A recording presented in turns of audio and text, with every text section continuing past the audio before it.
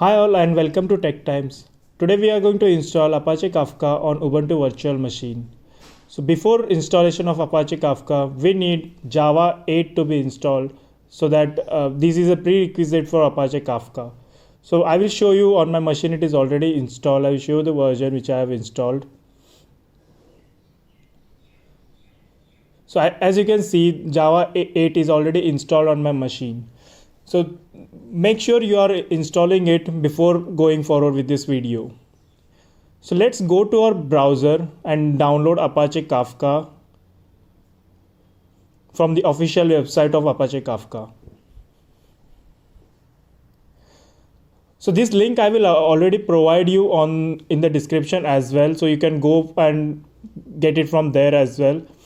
And as you can see now, there is a latest that is 2.6.0 is available, and the release date you can see August 3 2020. There is also source code available which you can download to see what actual code is written for in this Apache Kafka. And to use the Apache Kafka, you can download their binary files of them. So there are two versions in which, as you all know, that Apache Kafka is written in Scala. So there are two versions of Scala in which you have 2.6 version available. There is 2.12 and 2.13. So I'm going to download 2.13 one. You can download any one of these. So click on that and it will take you to the mirror site from where you can download. So click on the first link and it should start downloading the GZ file. Click on OK and you can see the downloading has already started. I have fast forwarded this video because it was taking too much time to download that file. So now let's go to my terminal and I will show you that the file GZ file is already downloaded.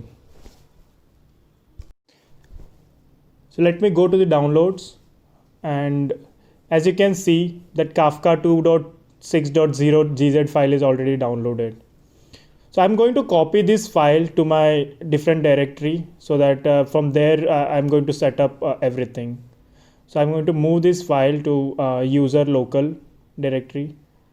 So you can keep it in downloads as well. It's not compulsory, but I usually keep all of my downloads in user local directory only, whatever coding related downloads are there. So this file is now moved to the local user local, and you can see the file is already there. Now we have to unzip this file. So to unzip this file, we have a command that is tar xvf -xvf, and you can give the file name. It will unzip everything, and okay, so this is completed now. So let's go and explore that directory first. I'm going to go into that directory.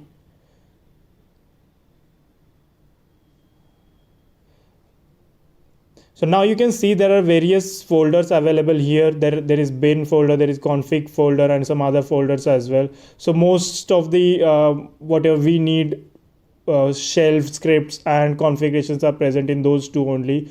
So let's first explore bin. In bin you can see number of shell scripts are available. So to start broker, to stop broker, or to create new Kafka topics, or to start zookeeper. So these kind of shell scripts are already available. You can see that Kafka topics.shell is there to create new topics, delete topics. Then zookeeper is there, start and stop. So these kind of shell scripts, we'll go through them later in the course or in next tutorials as well. So you can see the console producer, console consumer. So these few of them we will use in this tutorial, few we will use in later script tutorials as well.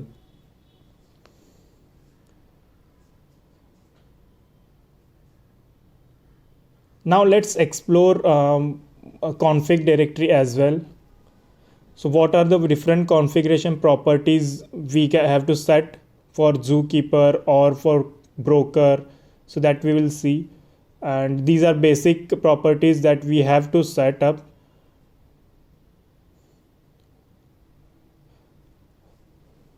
So let's open zookeeper properties now, and I will show you what all content is there. We have not changed anything since this comes as in default as well. So sorry, my apologies for that. So I'm not under config folder, so that's the reason it was creating new file. Let me go to config / zookeeper.properties, and so here you can see that it is running that whatever our zookeeper will be running. If we start zookeeper, it will be running on 2181 port, and there are nothing much in this zookeeper settings. It is just a port. Then we'll go and see our Kafka broker properties. So let's open server.properties. Here you can see there is an ID associated with it. So this should be a unique identifier for each broker. So we have only one broker now by default, that it has assigned 0 ID to it. And whatever brokers we have, they will run on 9092 port. There are some other properties as well. We will scroll down, I will show it to you. So whatever logs will be created, they will be created under /temp/Kafka logs. So this is all default settings. We are not going to change any default setting. And also there will be an zookeeper setting as well. So to which zookeeper this broker will get registered. So our zookeeper is running on 2181. This is log retention hours and everything. So I will show you the zookeeper settings. So you can see localhost 2181. So there our zookeeper will be running, and this broker will get registered to that zookeeper. I think we have seen a lot of properties now. Now let's start zookeeper. So I'm going to go to new terminal. So there is a sequence in which we have to start. First we have to start zookeeper, then we will start broker, and then the topics and producers. But before that, I would like to show you some environment variable settings. So as you can see, there is an environment variable I have set, that is Kafka home user /local/Kafka. So this is by default. Now if you want to change it, you can change it as well, but this is an optional one because it depends. If you want to set it, you can set it so that you can run all the shell commands from anywhere. You don't have to navigate to that directory to run any shell commands. I'm going to skip this since my local Kafka is already set. So now let's go to zookeeper.properties and start our zookeeper. So these are few steps I have added.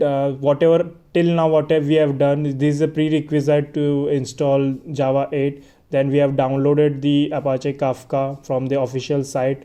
Then we have extracted that file name. Then update bash rc. So this is an optional one, you can set it. Now we are going to start zookeeper. So this is a command to start zookeeper.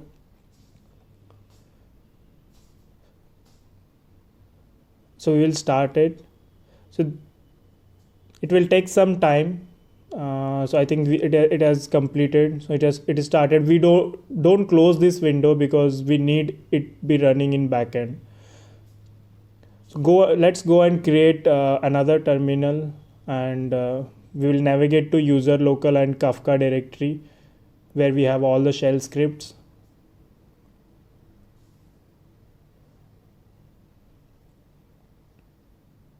User local Kafka. Okay. So now we are under Kafka directory. So we have to start broker now. So there is only one broker we will be registering with zookeeper. So we just have to pass, this is a shell script which is already present in that directory, bin directory, and we have to pass the configuration server.properties. This I've already shown it to you, what contents are there in that properties file. So hit enter and it will start. So meanwhile, similarly you can see that zookeeper server.start was also there, and we have passed zookeeper properties with that.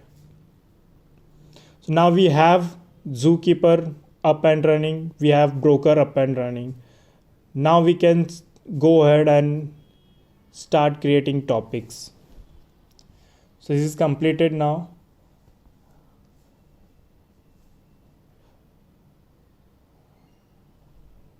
Let's go and create topic now.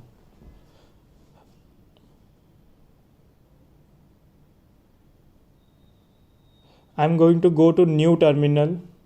Again, we will navigate to user local Kafka directory to access the. So this is what I was talking about.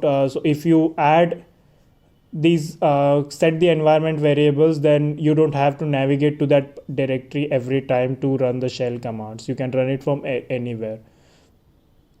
So for demo purpose, I'm not going to do that. So I'm going to navigate to the directory every time. So now let's create topic. So all these commands I will put it in description as well, so you can take it from there. So let me explain you what is that. So there is a shell script which is already there, Kafka topics. Then we are going to create a new topic. So we have added create. Then zookeeper, where the zookeeper is running. So we have given that localhost 2181. Then replication factor. So replication factor is an how many copies of that message we want to keep. So currently we have only one broker, so we'll give it one. And partitions, how many partitions of that topic. So these are some advanced topic. We'll cover it later in this course. And the topic name. So hit enter. And it will start. So what it is saying here is that test topic already exists because I created it earlier. So let me change the topic name and hit enter again.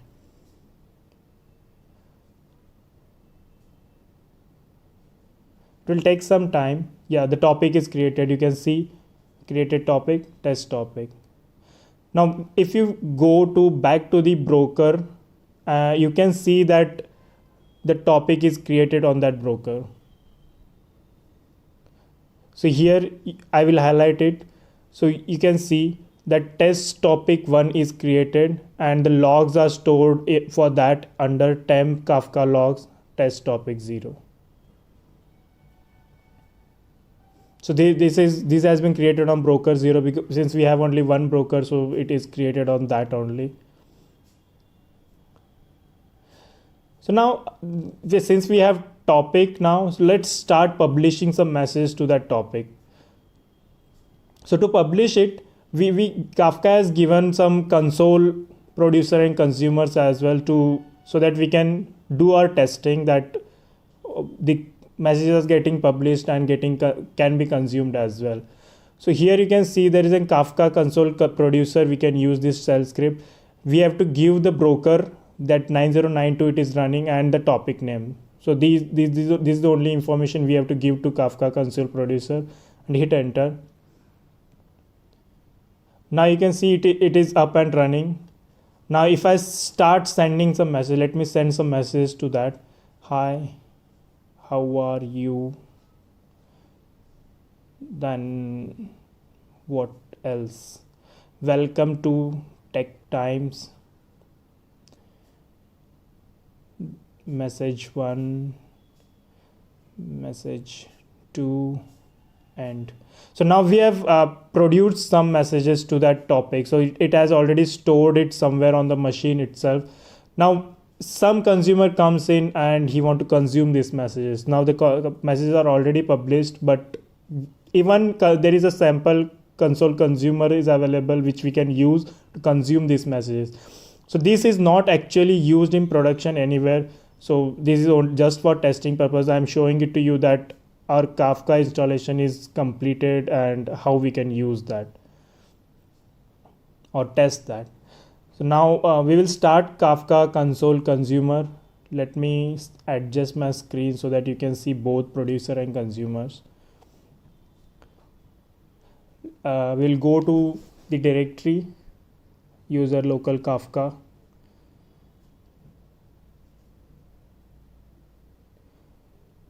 And we'll start console consumer.